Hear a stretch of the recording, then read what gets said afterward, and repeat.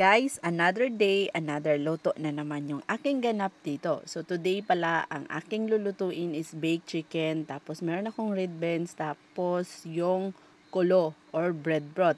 So dito minarinate ko muna yung chicken no bago ko lulutuin. So 1 hour before ako mag-start na magluto. Nag-check ako kasi meron din doon. Maraming kasing saging. Hala, meron na namang pwede. Luto namin.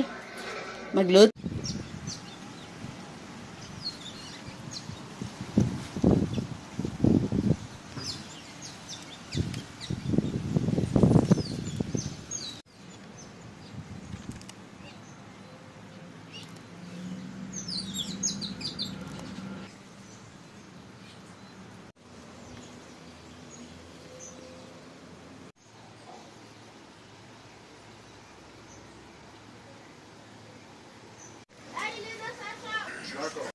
Guys, ang red beans pala ay gabi pa lang yan, binabad ko na siya sa tubig kasi yan po yung matagal talagang lutuin. Kaya yung ginawa ko ay binabad ko muna siya all night, tapos yung morning na doon na kami nag-start. At gagamit din ako yung pang madali lang.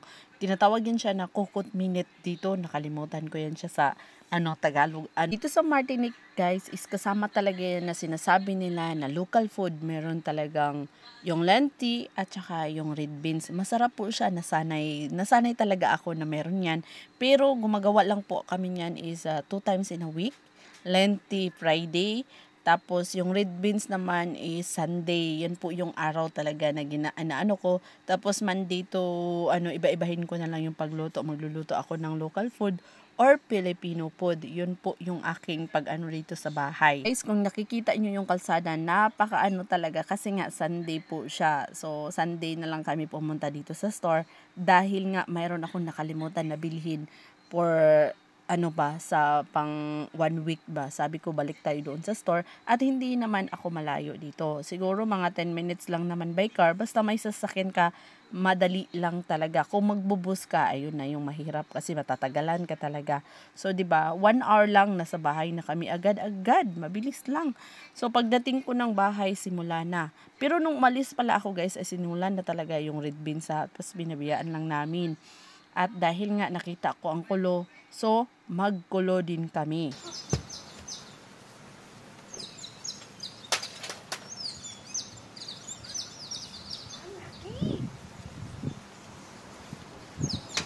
Grabe na siya kaguwang. Grabe guwang.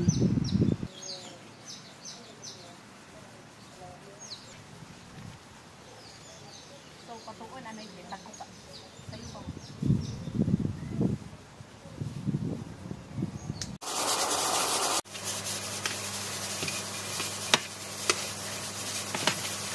Baked chicken pala yung aking napag-isipan. So, ayun na nga yung sa baked chicken guys is niluto ko lang siya tapos walang sabaw. Tapos yung pinaka-last nun is tatanggalin ko lahat ng manok tapos di ba may mga na doon. Lalagyan ko siya ng tubig at ibabalik ko siya sa oven. Magkakaroon na siya ng sabaw na timplado. Masarap siya. Iba naman tayo kung paano natin ginawa yung pag-baked chicken ha. Sa akin naman, ito yung nasanayan ko. Ito yung aking pagluto talaga mula noon. Ana-ana lang na.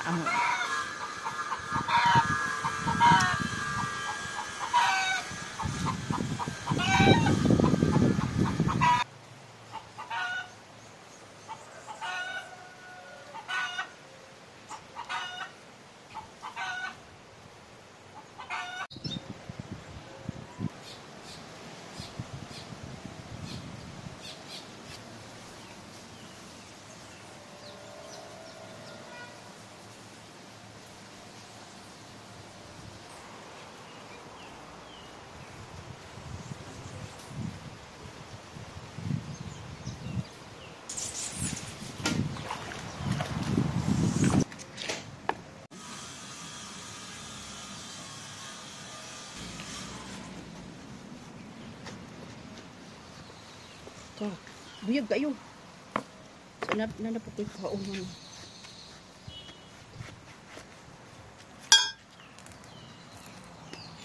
Wow.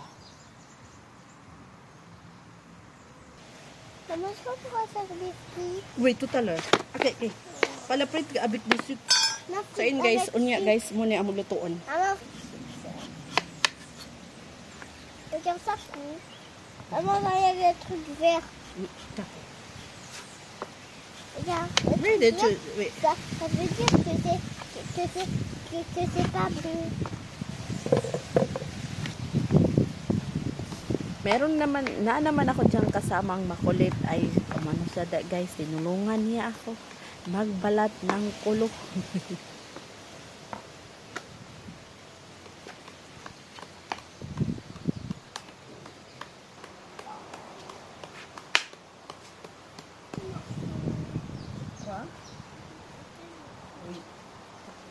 Punla po, apit sa akong mga manok. Para po ito sa manok. Yung balat.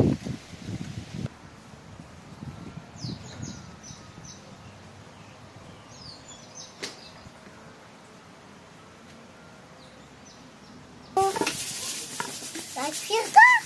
Oui. Agay. Aspire la peau? La peau, oui, c'est le poule. Le pou. C'est pour le pou. Ah, tu aspires et là, ça donne les pouilles. Oui. Allez, ba di pos. Yan. Et là, mon petit Poule. Ay.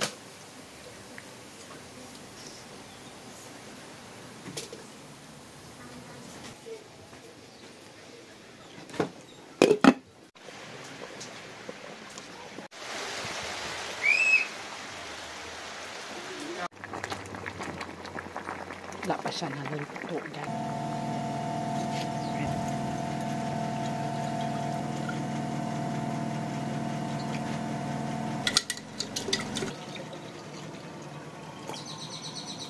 Taga ng sugar. Sa akong mga boys. Ayan, naluto na. So, dito guys, ay naka-prepare na din yung pagkain sa aking mga anak. Kung anong niluluto ko, yun din po yung aking ibibigay para sa kanya. Kolo, tapos dinurog ko lang siya ganyan. Tapos lalagyan ko siya ng red beans, tapos yung baked chicken. Ito sa bahay, wala talagang maarti. Kung merong saging na hilaw na nilalaga ko, yun din po yung kakainin. Yung bang sa gabi, yun din po yung kakainin nila. Wala talaga kami exempted dito. Dahil nga gusto ko na masanay sila para paglaki nila ay hindi na sila sa mga iba't ibang pagkain ba. Kaya masaya ako ngayon na nasanay talaga silang dalawa sa mga kinakain namin. Pero gustong-gusto nila yung rice. Pero sabi ko hindi nga pwede na puro na lang kanin ng kanin. So, kailangan nyo din kumain ng mga ganito. At syempre guys, ngayon ay nasanay sila kung anong pagkain na binibigay namin. So, kinakain talaga nila. Takot din sila sa tatay nila eh. Pag nagsabi yung tatay na yan yung pagkain nyo, yun talaga yung susundin. Hindi na pwedeng mag ano-ano pa. So, yun na nga guys, no, yung aming tanghalian. Hinanda ko na talaga, naka-plato-plato na. At mayroon na namang magtanong dito kung bakit ako lang mag-isa dito kumain. Dahil ako nga lang isa ang nasa video na ibibideo ko dito. Pero pagkatapos ko namang mag-video guys, ay pupunta na ako sa aking mag-ama at magkasabay na kaming kumain sa isang lamisa. Dalawa kasi yung lamisa namin, merong sa loob at meron din sa labas. At yung sa labas naman, yun po yung akin na ginagamit ko talaga tuwing nagluluto ako. Dito kasi sa labas nilagay na ni Mr.